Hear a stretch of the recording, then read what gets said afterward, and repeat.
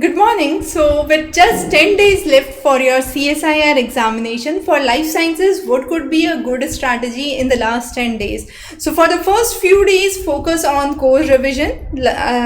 On day 4 to 6, practice, analyze. Then target your weaknesses, solve all those MCQs in which you were stuck.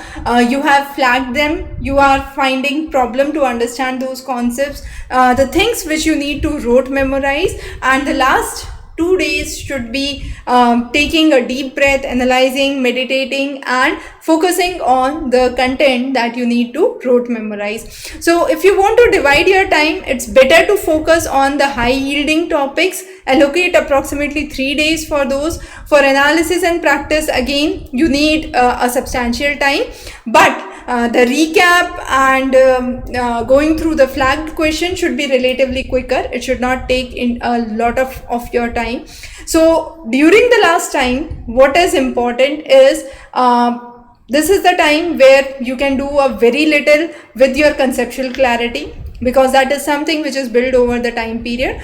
If you are left with a specific 1 or 2 topics, you can try those and get the clarity in the initial 1 or 2 days, but later on focus on the questions which have been asked in the past papers. This would give you a practice for understanding what could be a good way and how do you actually focus your preparation for your examination.